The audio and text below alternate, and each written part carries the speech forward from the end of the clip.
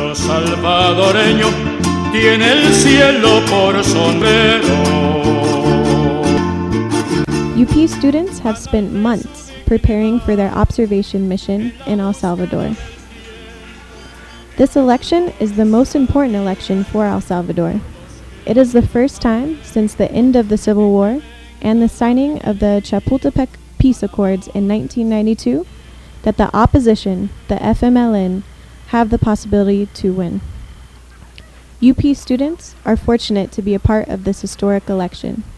The mission leader, Victor Valle, is head of the Department of International Peace Studies. Victor Valle was an active member of Salvadorian politics for years, and in organizing this mission, he took care in educating the students around Salvadorian history and politics. The mission is made up of 45 students from the programs of International Peace Studies and Media, Peace, and Conflict Studies. Students acted as international electoral observers and had two streams of observing. The first being observing the polling stations on election day, and the second, a media monitoring mission, in which the 3 top newspapers were analyzed over the 5-day period of the mission. Organizers had booked a small hotel for the duration of the mission, and having the whole hotel to themselves, students quickly found a home away from home.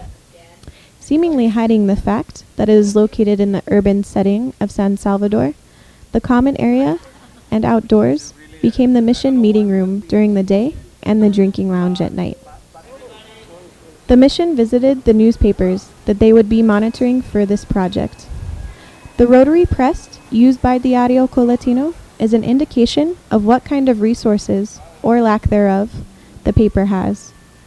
Diario Coletino is the first paper visited by the UPEACE mission.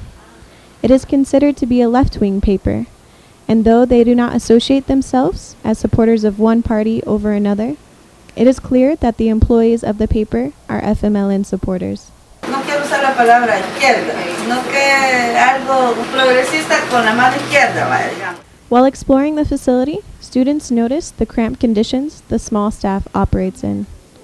However, fascination grew around how passionate these journalists must be in order to push through and work with what they had.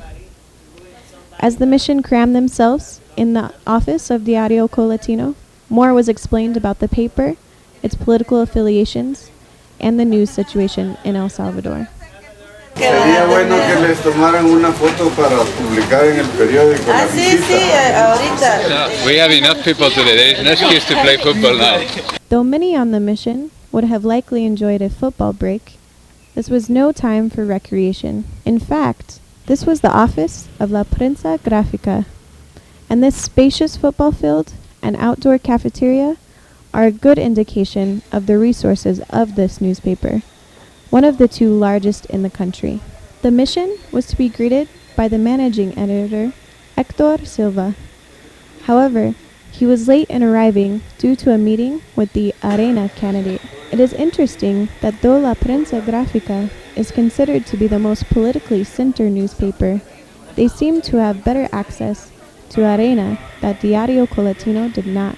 The mission was instead greeted by members of the human resource staff, and students were given a tour of the modern printing facility, which could not be recorded, as per their request. The managing editor joined eventually, and came to answer the questions of the mission, and did quite a good job of answering difficult questions in a very diplomatic way. The mainstream of the media is conservative. I don't agree with that whatsoever. Mr. Funes is close to become the next president of El Salvador. The mission spent some time chasing the FMLN candidate in hopes of an interview, but unfortunately, with no luck. So by the end of the business day, the mission made its way to a press conference held by the Arena candidate. The mission had special access to this press conference due to their international observer status, though no one was brave enough to ask any questions.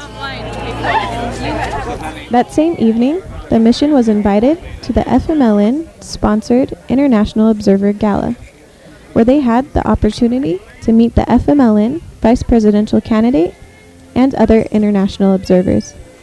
There was some excitement caused by an exploding transformer that shrouded the party in complete darkness for a few minutes before the generators turned on. Some speculated that this explosion was intentionally done by the Arena party in order to intimidate the FMLN. Whatever happened, it did not ruin the party, and there were no other incidents.